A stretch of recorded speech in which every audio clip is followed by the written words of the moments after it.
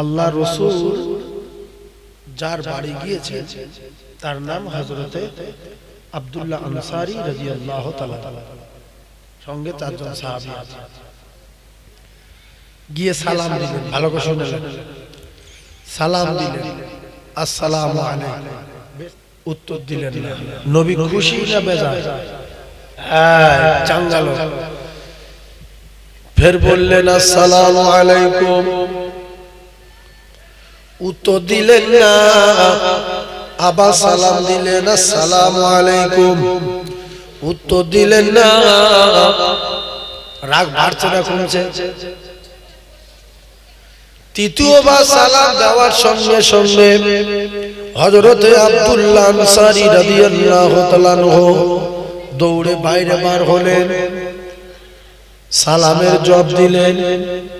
আল্লাহর নবী বললেন, আব্দুল্লাহ, আমি রাসূলুল্লাহ যার উপরে রেগে যাই, যার উপরে অসন্তুষ্ট হয়ে যায়, তুমি তো জানো আল্লাহ পাক তার জান্নাতে দেবে না। তাহলে আমি তোমার বাড়ি এসেছি চারজন সাহাবা নিয়ে, প্রথম সালাম দিলাম উত্তর দিলে না, ফের সালাম দিলাম উত্তর দিলে না। হযরতে আব্দুল্লাহ আনসারী রাদিয়াল্লাহু তাআলা কাঁদছে, ইয়া রাসূলুল্লাহ, হে ইয়া হাবিবাল্লাহ, আমি আব্দুল্লাহ আনসারী উলঙ্গ অবস্থায় গর্তের ভিতরে বসেছিলাম, আমার স্ত্রী নামাজ পড়ছিল।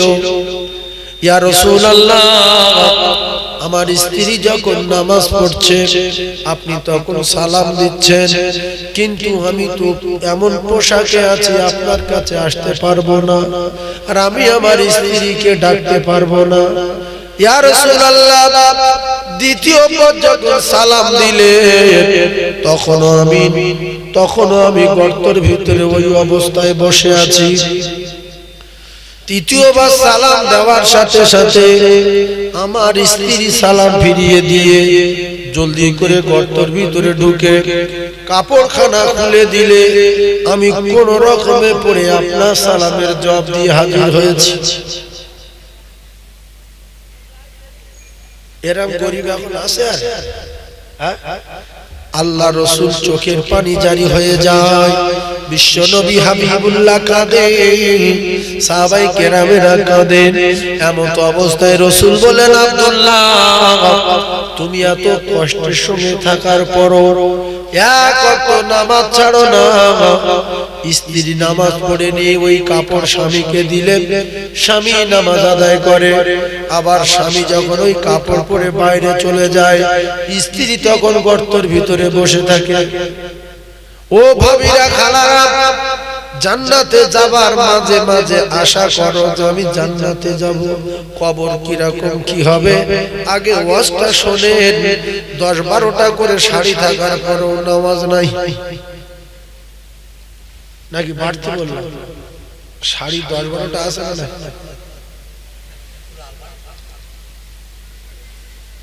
10-12টার বেশিও অনেক ভাবি শাড়ি আছে। ভাবি কমসে কম 10টা দিলাম, 15টা 20টা কার আছে সে নিজেই ভাবছে আমার তো 15-20টা। এইগুলো হলো বখিলের বংশ।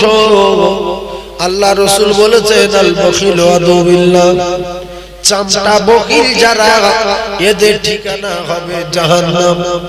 আল্লাহ চরম দুশমন, আদুবিল্লাহ। অনেক ফকির আছে ভাবির কাছে শাড়ি চায়, ভাবি বলছে নেই, বাক্স রেখে দিয়েছে। ও ভাবি, একটা শাড়ি আপনার কবরে দেবে না, ভাইজানের একটা আন্ডারপ্যান্টও দেবে না? দেবে? অনেক ফকির প্যান্ট পরতে পারে না, স্যুট পরতে পারে না, ছেঁড়া কাপড় পরে বাজারে ঘোরে। অনেকের পরনে কাপড় নাই, একটা স্যুট দেওয়ার দরকার আছে না নাই? অনেক ফকির ভিক করতে আছে, ছেঁড়া শাড়ি পরে, সে বলছে মা একটা কাপড় দে। 15টা শাড়ি থাকার পরে বলছে আমার নাই। ভাইরা আমার, বাবাজিরা, আল্লাহ নবী বললেন, আব্দুল্লাহ, তোমার কথা শুনে আমার খুব ভালো লাগলো, এই অবস্থায় তোমরা নামাজ ছাড়ো না, এক কাপড়ে দুজন নামাজ পড়ো। কিন্তু একটা ছেলে গাছের গায়ে বাঁধা আছে, তুমি এই 8-10 বছরের ছেলেটার এমন করে শিকল দিয়ে বেঁধে ছেলেটাকে শাস্তি দিচ্ছ কেন? কে বেঁধেছে? কথা বলো। আব্দুল্লাহ আনসারী বেঁধেছে। কথা বুঝতে পারেন? মুখস্থ করলেন। আব্দুল্লাহ আনসারীকে যারা দুই স্বামী স্ত্রী এক কাপড়ে নামাজ আদায় করে, সবার মাথায় ঢুকবে না কথাগুলো। যাদের মাথা ভালো শিখলেন, ওয়াজ হয়ে গেলে পিছনে অনেকে ভুলে যায় না ভাইরা আমার বাবাদেরা। আব্দুল্লাহ আনসারীকে রাসূলুল্লাহ বললেন, আব্দুল্লাহ তোমার ওয়াজ শুনে, তোমার কথা শুনে খুব ভালো লাগলো। এত কষ্টে রয়েছো তবু নামাজ ছাড়ো না, তবে তুমি এই বাচ্চাটাকে গাছের গায়ে বেঁধে রেখেছো কেন? এটা তো ভালো জিনিস, এটা কি ভালো? আল্লাহ নবীকে বললেন, আব্দুল্লাহ আনসারী, ইয়া রাসূলুল্লাহ, হে ইয়া হাবিবাল্লাহ, আপনি বলেছেন লা ইয়াদখুলুল জান্নাতা জাসাদুন গুজিয়া বিল হারাম। ভালো করে ওয়াজ বোঝেন। আল্লাহ রাসূল বলেছেন ওই শরীর কোনদিন জান্নাতে যাবে না জাসাদুন, যে শরীরের ভিতরে হারাম ঢুকেছে, গুজিয়া বিল হারাম, ওই শরীর জান্নাতে যাবে না। ইয়া রাসূলুল্লাহ গো, আমাদের দিনের পর দিন খাওয়া হয় না, 2 দিন 3 দিন খাওয়া হয় না। আর আমার ছেলের বেঁধে রাখার কারণ হলো ওই ইহুদির বাগানের একটা খেজুর গাছ বেঁকা হয়ে হেলা হয়ে আমার উঠোনে এসে, মাথা উঠোনে এসে গেছে। ওই খেজুর গাছ থেকে যদি খেজুর পড়ে আমার ছেলে গুড়িয়ে যদি খায়, আপনি তো বলেছেন চুরি করে খাওয়া হবে, চোরের মাল খাওয়া মানে হারাম খাওয়া। এজন্য আমি আমার বাচ্চাকে বেঁধে রেখে বাইরে যাই রুজির তালাশে, আর আমার স্ত্রী গর্তের ভিতরে থাকে। ইয়া রাসূলুল্লাহ, ওর মা সব সময় বাইরে বার হতে পারবে না, পোশাক নাই, সেরকম কাপড় নাই, সেজন্য আমি গাছের গায়ে বেঁধে রেখে যাই, যাতে করে খেজুর গুড়িয়ে না খেতে পারে। ও ক্ষুধার জ্বালায় যদি মারা যায় জান্নাতে যাবে, আর 2 দিন 3 দিন না খেয়ে যদি একটু পানি পায় তো শরীর পবিত্র থাকবে। ক্ষুধার যন্ত্রণায় যদি ওই গুড়িয়ে খায় তাহলে এর শরীরটা জাহান্নামে যাবে। আর আল্লাহ পাক তো কোরআনে জানিয়েছেন, ইয়া আইয়ুহাল্লাযীনা আমানু কু আনফুসাকুম ওয়া আহলিকুম নারা, এই মুমিনেরা, মুসলমানেরা, তোরা বাঁচ, তোদের আহলে বর্গদেরকে জাহান্নামের আগুন থেকে বাঁচা। তুই বাঁচ আর তোর আহলে বর্গদের জাহান্নামের আগুন থেকে বাঁচা। তাহলে আমার ছেলে আমার আহল না, ধরে বলে। তাহলে আমি বাপ যখন বাইরে যাব, আমার ছেলে যদি চুরি করে খায় আমার ছেলে জাহান্নামে যাবে। সেই জন্য আমার ছেলেকে দড়ি দিয়ে শিকল দিয়ে বেঁধে রেখেছি। আপনারা যারা ওয়াজ শুনতে এসেছেন কিছু নেবেন বলে, তাহলে এই কথাটা নিয়ে নেন। আপনার ছেলে যদি উল্টো পাল্টা কাজ করে আপনি বেঁধে রেখে বাজারে যাবেন, কথা ঠিক না ভুল? অনেক নামাজি আছে, অনেক মাছাচি আছে, ছেলেদের বলে সেগুন ধরলিয়ে ইদিক সিদিক থেকে গোড়া করে চিংড়ি মাছ ধরলিয়ে তিতো করবো, এর পুকুরে গাবলা মারলো, ওর পুকুরে খাবলা মারলো, মেরে হাত করা হলো, কেউ ইট নিয়ে তেড়ে আসলো, কেউ লাঠি নিয়ে তেড়ে আসলো। বাপ জোহরের নামাজ পড়ে গিয়ে বলছে, বাবা তরকারিটা খুব ভালো লাগছে, কোথায় পেয়েছিস? বলছে এর পুকুরের বল, ফের যাবি, ফের কালকে যাবি। এ জাহান্নামে যাবে, এ জাহান্নামে যাবে বলে উঠে পড়ে লেগেছে। এরপরে যখন ঝড় হলো, ভোরের বেলা ছেলেদের তুলে দিল, সাঁ করে গিয়ে গুড়িলে টপ করবো, আচার করবো, জম্মের খাওয়া খাবো, হারাম মাল খাবো, ছেলে জাহান্নামে দেবো, আমি জাহান্নামে যাবো, ওর বাপেরও ছাড়বো না, ওর বাপেরও দেবো। এরপরে আমার মা, বাপ, চাচা, চাচি, আত্মীয় স্বজন, পুরপুরা পিসাব যারা আসবে, এই আচার খাবো, ওদেরও দেবো।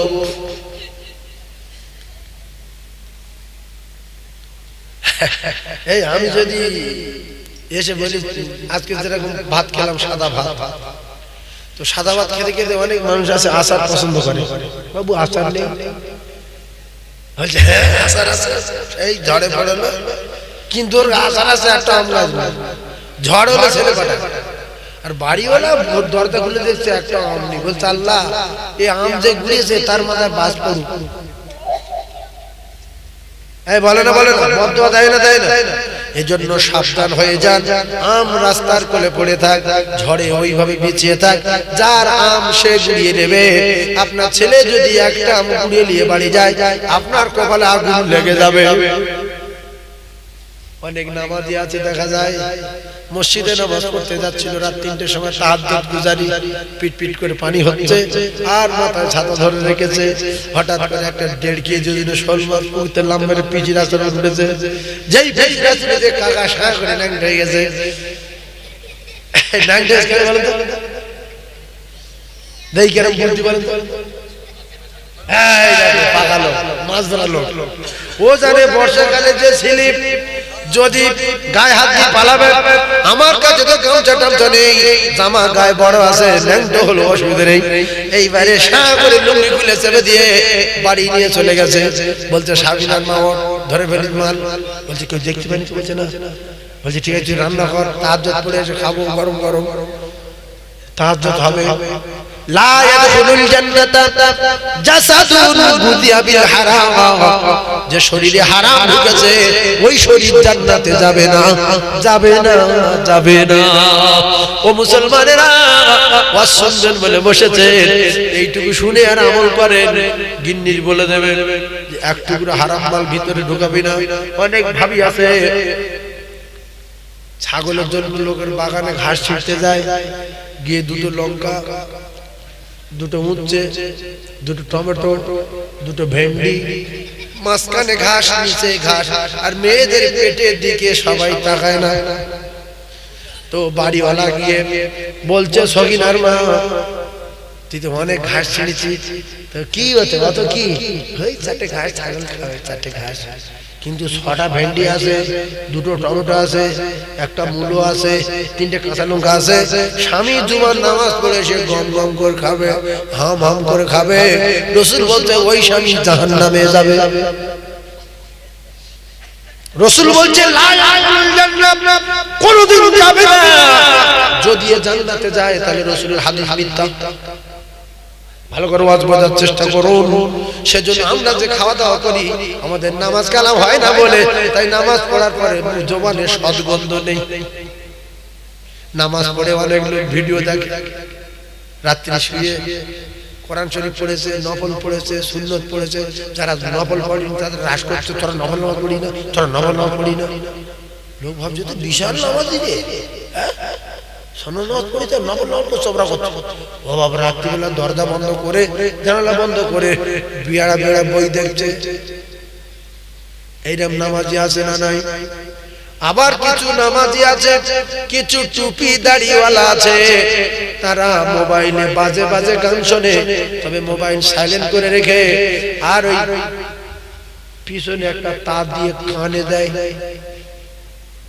আর এখন এমন একটা যন্ত্র উঠেছে তার লাগবে না, শুধু কানে একটুখানি একটা এর ভিতর ঢুকিয়ে দেবে, মোবাইলে তোলপাড় হবে। বাজার করছে শুনছে, হাঁটছে শুনছে, উজু করছে শুনছে, ঘুষ শুয়ে শুনছে, আসে না নাই? আপনারা যারা এই সম্পর্কে বোঝেন না, কতটা গুরুত্বপূর্ণ কথা বুঝতে পারবেন না। মোবাইল কোথায় কেউ জানে না, কিন্তু বিরাট গান হচ্ছে, আসে না নাই? ভাই পাগালো এই লোক সব বোঝে। ভাইরা আমার, বাবাদিরা, খুব ঠান্ডা মাথায় তত্ত্বগুলো বোঝার চেষ্টা করুন। আল্লাহর নবীর বেটি জান্নাতের রানী। জান্নাতের রানী কার বেটি? আল্লাহর নবীর বেটি জান্নাতের রানী। তার নাম কি? শোনেন, নাম ফাতেমা। ফাতেমা তো জোহরা রাদিয়াল্লাহু তাআলা আনহা। 3 দিন খাওয়া হয়নি। যারা চোর, যারা ছেবেলা, যারা সর্বনেশে, এদের কথা একটুখানি বলি। 3 দিন খাওয়া হয়নি। শেরে খোদা আলী 3 দিন খাইনি। হাসান হোসেনে খাওয়া হয়নি। খাতুনে জান্নাত বলে বাঁচবো না, ক্ষুধার যন্ত্রণার সহ্য করতে পারি না, তবু স্বামীর চুরি করতে বলেনি। এখনকার মেয়েদের যদি একসাথ খাওয়ানো হয়, পরের দিন লোল নেবে যে বউ সকাল থেকে খাইনি, লোল দে, জাহান্নামে যাই যাব। তুই কোন জায়গার কে দুটো আলু ভাতে দেরে জাহান্নামী নারী খাতুনে জান্নাত ফাতেমার স্বামী, তোমার স্বামী 14 পুরুষের যত ক্ষমতা তার চেয়ে কোটি কোটি গুণ ক্ষমতা। আজ বুঝলেন পৃথিবীর যত লোকের ক্ষমতা আছে সবচেয়ে ক্ষমতা বেশি কার গায়ে? বাপজি বুঝতে পেরেছে? তাহলে তোমার স্বামীর কত ক্ষমতা, পৃথিবীর যত স্বামী আছে আদম কাল থেকে নিয়ে কিয়ামত পর্যন্ত সবার স্বামীর চেয়ে ফাতেমার স্বামীর গায়ে ক্ষমতা বেশি। সেই ফাতেমা কোনোদিন বলেনি চুরি করো, দোকানদারের ভয় দেখাও। আচ্ছা হযরত আলীকে কোন দোকানে যে বলতো যে আমি কে? হ্যাঁ বাবু আপনি হযরত আলী, বাড়ির 3 দিন খাওয়া নেই, 18 বছর তোর ওকে দোকানদার হাটফেল করতে না করতো, হাটফেল করতে না করতো না। এরপরে হযরত আলী যদি রাস্তায় কোনো লোক ধরে বলতো যে দাঁড়া কাছে কি আছে, আমার নাম কি? আলী। সঙ্গে পায়খানা করে বলবে পৃথিবীর 1 নাম্বার বীর, 3 দিন খাইনি, কথা বোঝার চেষ্টা করুন। পৃথিবীর 1 নাম্বার বীর শের খোদা আল্লাহর পাঠানো বাপ 3 দিন খাইনি। হযরতে খাতুনে জান্নাত ফাতিমা বললেন স্বামীনি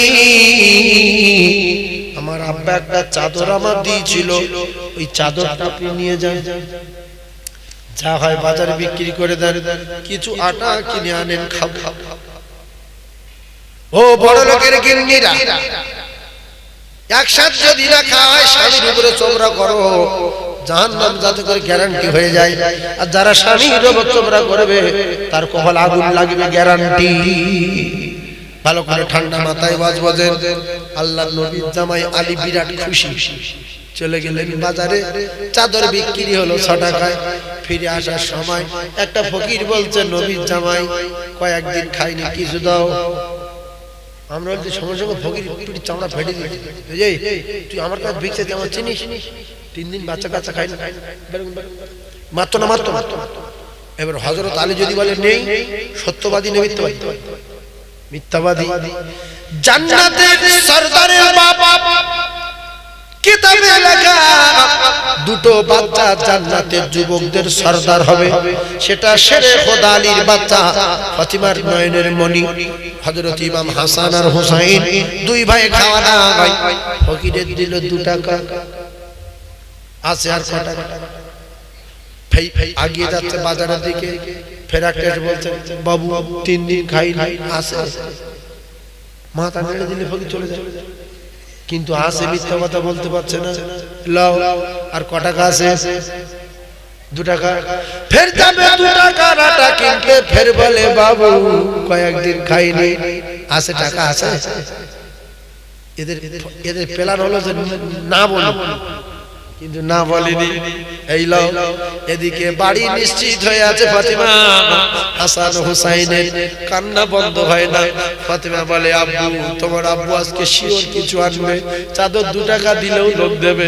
জান্নাতের রানীর চাদর বলে আলী হাক ছিল, নবীর দেওয়া ফাতেমার চাদর, নবীর দেওয়া ফাতেমার চাদর কে না নিতে চায়? এইবারে সেই টাকা শিওর আজকে আটা আনবে। আলী কাররামাল্লাহু ওয়াজহু আর বাড়ি আসে না। বাড়ি কি মুখ দেখা, দাঁড়িয়ে দাঁড়িয়ে চুপচাপ মেরে মন মেজাজ খারাপ করে দাঁড়িয়ে। ওদিক দিয়ে একদল উটওয়ালা আসছিল, এসে বলছে নবীর জামাই তুমি কি উট কিনবে বলে দাঁড়িয়ে আছো? মাথা আগুন হয়ে যাবে। হ্যাঁ এই রাগ যারা খেয়ে নেয় গিলে নেয়, রাগ হারাম। এই হারাম যারা গিলে নেয় আল্লাহু আকবার, আল্লাহ তাআলা খুশি হয়। যারা ধৈর্য ধারণ করে আল্লাহ তাআলার সঙ্গে থাকে। হযরত আলী আমরা যদি ওই জায়গা হতে যাই, তোরা প্ল্যান করে আমার সঙ্গে লেগে দিলে, আমার 3-4 দিন খাওয়ানি, 6 টাকা ছিল দান করে দিচ্ছি, ফের বলছি উট কিনবি। এত ক্ষমতা থাকার পরে চুপচাপ বলছে বাবু আমার কাছে পয়সা নেই। বাবা বলছে আপনি যদি উট কেনেন, আপনি নবীর জামাই আপনার বাকি দেব, কারণ আপনি ফেরের মানুষ, আপনি জীবনে টাকা মারতে পারবেন না। বলছে বাকি দেবে, তাহলে আমাদের যদি 2-3 টাকা লাভ হয় বাচ্চাদের জন্য নিয়ে যাবো। উট নিশ্চয়ই 7-8 টাকা বিক্রি হবে। ভাইজান আমার বাবাদিরা বড় একটা উট নিয়ে বাকি পয়সায় বাজারে গিয়ে প্রথম দাম বললেন 60 টাকা। এরকম দুটাটা গরুর মালিক আছে, 30,000 টাকার গরু যখন বাড়ি থেকে বার করছে, রাস্তায় লোক বলছে কাকা গরু কত, জোর করে বলছে 60,000। বাজারে গিয়ে ঠকবে তো গ্রামে দাম দেবে না। ভাইজান আমার বাবাজিরা, হযরত আলী কারামাল্লাহু ওয়াজহু বললেন প্রথম চড়া দাম বলি, তারপর কমে যা 10-12 টাকা 20 টাকা যা হবে। কিন্তু চড়া দাম বলার সঙ্গে সঙ্গে একজন বলছে লাখ টাকা। সুবহানাল্লাহ বলে, আই চিল্লে বলে 60 টাকা দিয়ে দিল। টাকা নিয়ে দৌড়ে চলে গেল উটলাদের কাছে, গিয়ে 6 টাকা উটলাদের দিয়ে দিল। আছে কত টাকা? 54 টাকা। 54 টাকার মাল কিনেছে এক মোট। ও ভাবিরা জন্মের মতো ওয়াজ শুনে নাও, এক মোট মাল কিনে হযরত আলীর গায়ে প্রচন্ড ক্ষমতা, ওই অনেকগুলো মাল কিনে নিয়ে দৌড়ে চলে আসলেন। আসার পরে ফাতেমা বলছে দাঁড়ান, আমার আব্বা জানের দেওয়া চাদর জোট 5-6 টাকা বিক্রি হবে, কিন্তু আপনি তো 50-60 টাকার মতো মাল আনছেন, একটু কোন জায়গায় গন্ডগোল করেছেন কেন? রাসূলুল্লাহর বেটি জানেন লা ইয়াদখুলুল জান্নাতা জাসাদুন গুদিয়া বিল হারাম। স্বামী যদি আমার উল্টো জিনিস খাইয়ে দেয়, আমার শরীর জাহান্নামে যাবে। স্বামী গো 3 দিন খাইনি, আরো 2 দিন খাবো না, কিন্তু হারাম মাল যদি হয় ভিতরে আনলেন না। হযরত আলী কারামাল্লাহু ওয়াজহু বললেন ফাতিমা, আসলে টাকা 50-60 টাকার মাল ঠিক বলেছো, কিন্তু ঘটনা ঘটেছিল এই ঘটনা। শুরু থেকে ঘটনা শুনে জান্নাতের রানী আল্লাহর দরবারে দোয়া চায়, আল্লাহ এগুলো আপনার রহমত আর কুদরত ছাড়া কিছু হতে পারে না। জোরে বলুন, আরো জোরে বলুন সুবহানাল্লাহ। এই রকম যদি আজকে এই কাশীনাথপুরের কোন ভাবি থাকতো, স্বামী যদি 10 টাকার বাজার করতে গিয়ে 2000 টাকার বাজার আনছে, শাশুড়ি শাড়ি, সৌর লুঙ্গি, স্ত্রীর 4টে শাড়ি, 6টা জামা, নিজের লুঙ্গি, জিজ্ঞাসা করো যে দাঁড়াও ভিতরে ঢুকো না, তুমি কি চুরি করেছো না সুদের টাকা লছো? আরে বলো মাল ভিতরে যা করেছো আল্লাহ তোমার ভালো করো, মাল ঢোকাও। কি গো ভাইরা আমার বাবাজিরা, চোরের গিন্নি বসে আছে, স্বামী চুরি করে আসবে, এসে গহনা ভাগ করছে, রূপ আলাদা, সোনা আলাদা, 500 টাকা লোট আলাদা, 200 টাকা লোট আলাদা। আছে না না? ফাতেমার মতো স্ত্রী যদি আজকে থাকতো, ওই সংসারে শুধু আল্লাহর রহমত আর বরকত ভরপুর হয়ে যেত। জোরে বলুন, আরো জোরে বলুন, একবার দরুদ শরীফ পড়ুন, আল্লাহুম্মা ওয়া আলা আলি সাইয়্যিদিনা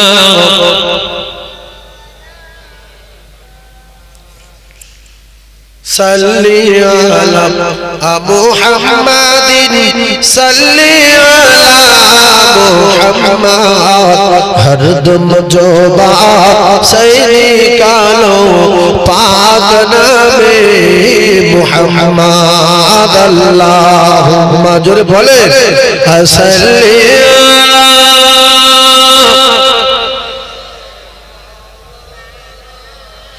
ওয়া আলা আলি সাইয়্যিদিনা।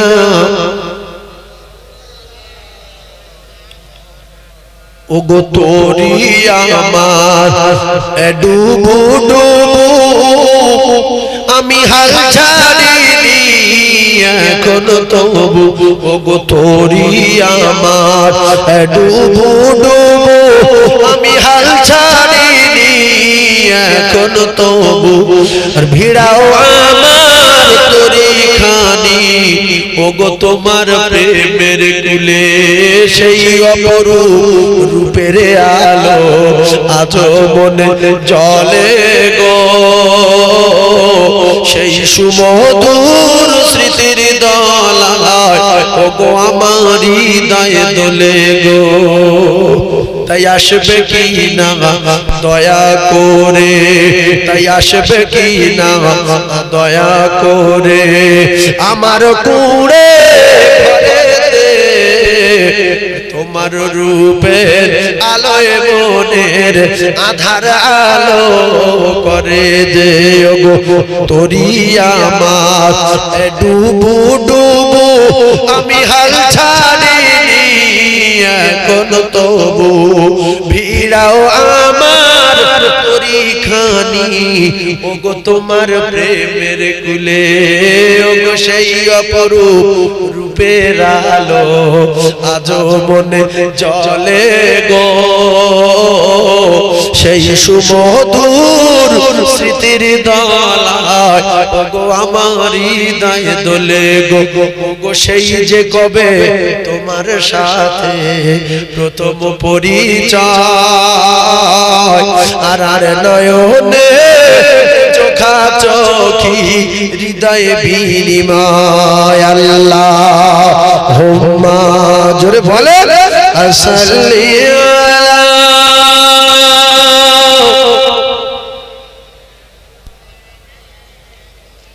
ওয়া আলা আলি সাইয়্যিদিনা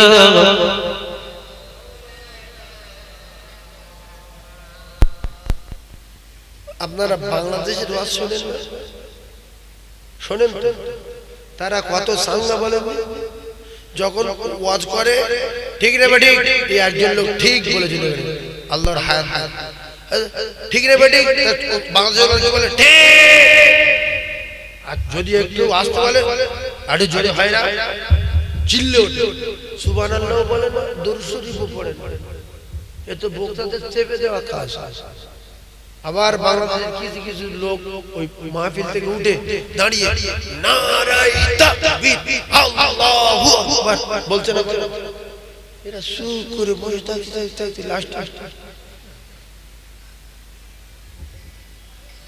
ও ভাবছে আমি কোথায় আছি কেন তোমার কি হয়েছে রাসূলের নাম আদর্শ নীতির কথা শুনছো হাদিস আর কোরআনের কথা শুনছো মাঝে মাঝে তাকবীর দাও দরুদ শরীফটা পড়ো আল্লাহু আকবার বলো বললে তো নামায় আমলে নেকি হবে না হবে এই জোরে বলেন নেকি হবে না হবে তাহলে আপনারা বসে আছেন আপনাদের ভালোর জন্য কোন মানুষের জন্য না সেজন্য মাঝে মাঝে সুবহানাল্লাহ বলবেন চিল্লে তাকবীর দেবেন বাংলাদেশের বুড়ো লোক সে বাঁশবে প্যান্ডেলে উঠছে পৃথিবীর মানুষের দেখাচ্ছে যে আল্লাহ আমরা পাগল হয়ে গেছি তো যারা হাকিকাতে আল্লাহর পাগল হয়ে যায় আল্লাহ পাক তাদের ওই হুজুর বলছিলেন 3 নম্বরের চোখটা আল্লাহ খুলে দেয় 3 নম্বরের চোখ আল্লাহ খুলে দেয় সেজন্য যাদের পার্স বন্ধ আছে 3 নম্বরের চোখ খোলার জন্য কিতাবে লেখা আছে যারা যত আল্লাহ আল্লাহ আল্লাহ লা ইলাহা ইল্লাল্লাহ যত বলবে এই পার্স খুলে যাবে রাসূলুল্লাহ বলেছেন কোরআনে পড়ে লা ইলাহা লা ইলাহা লা ইলাহা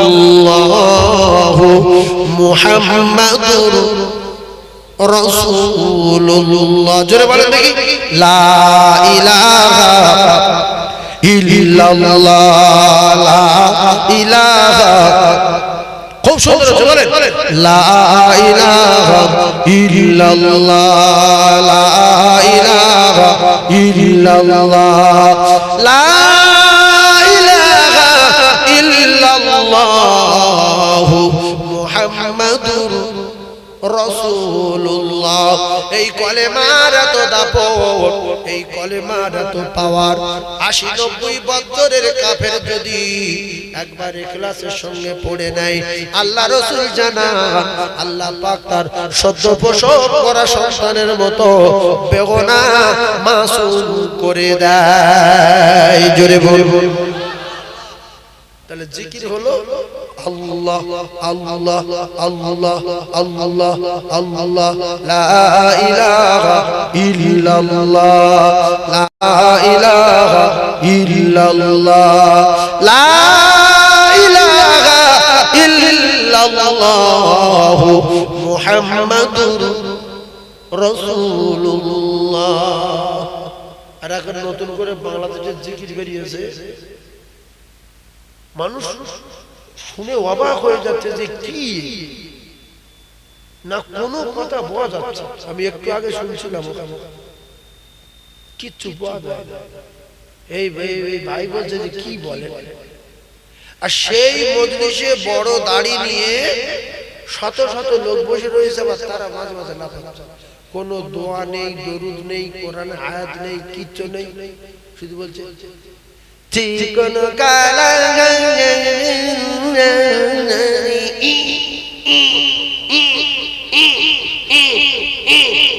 আপনারা বর্ষাকালে ব্যাংকটাকে দেখেছে? কেন মাইক ভাড়া দিয়ে আর প্যান্ডেল করে এরকম করছে কেন?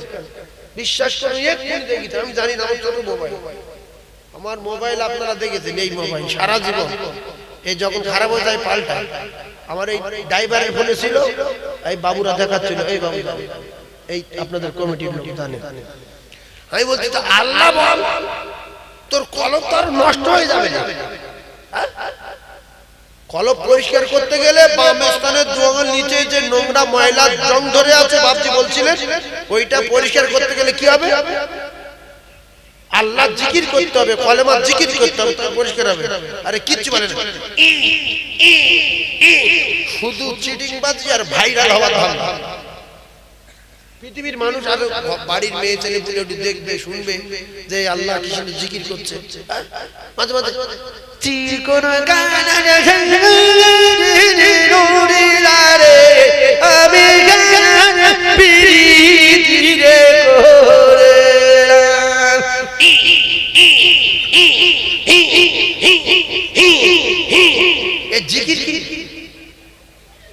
কেমন মানুষেরা, আর ওদের সঙ্গে খারাপ আসে, এরাও কথা ঠিক বলছি না ভুল বলছি?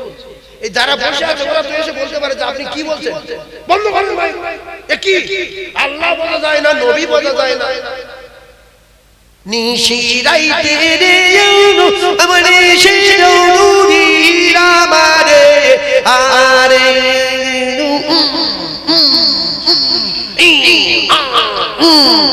যেন কালকে উঠে ধরে ধরে সাপে তখন ওই ব্যাঙে ধরে, ব্যাঙ ঠিক করে করে দেখবেন, মানে পালাতে পারলি।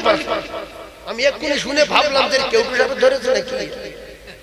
ভারতের মানুষ জিকির লা ইলাহা, জোরে লা ইলাহা ইল্লাল্লাহ, লা ইলাহা ইল্লাল্লাহ, আল্লাহু আল্লাহ, আল্লাহু আল্লাহ, রহম করো আমরা পাপী, তুমি ক্ষমা করো। বলেন আল্লাহু আল্লাহ, রহম করো আমরা পাপী, তুমি ক্ষমা করো। বলেন লা ইলাহা,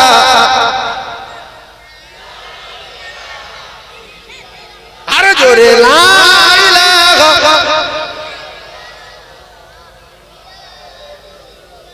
বলেন হাসবি রব্বি জাল্লাল্লাহ মা ফি কলবি গায়রুল্লাহ, নূর মুহাম্মদ সাল্লাল্লাহু আলাইহি, আরে জোরে লা ইলাহা, লা ইলাহা ইল্লাল্লাহ মুহাম্মাদুর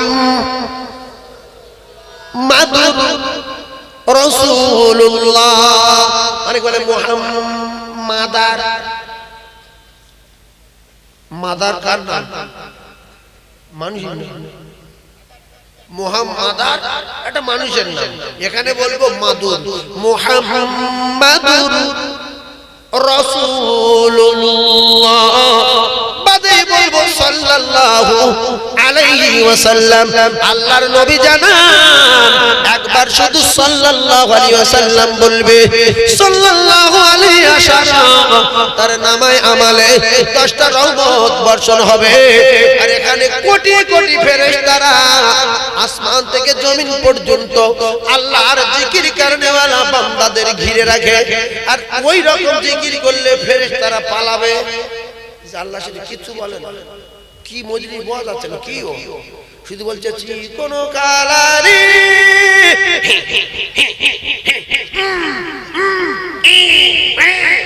কত রকমের কাজ কারবার। আল্লাহদের সঠিক জ্ঞান দেন, বলেন আমিন। আল্লাহদের সঠিক জ্ঞান দেন, বলেন আমিন।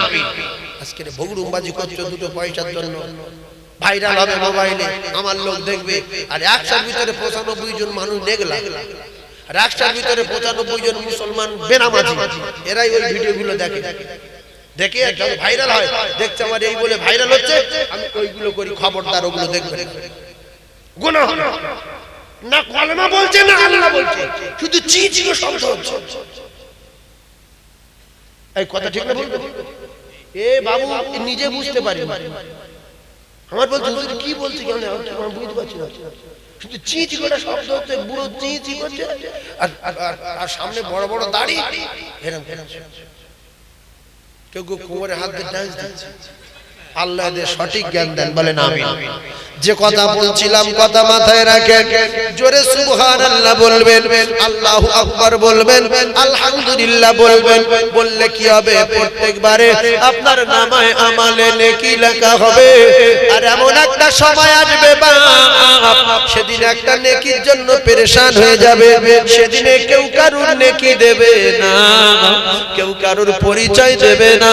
মা মেয়ের কাছে গেলে বলবে চিনি না, বাপ বেটার কাছে গেলে বেটা বলবে তুমি আমার কেউ না। আল্লাহ জানানে মায়াফিরুল মারউ মিন আখিহি ওয়া উম্মিহি ওয়া আবিহি ওয়া সাহিবাতিহি ওয়া বানিহি।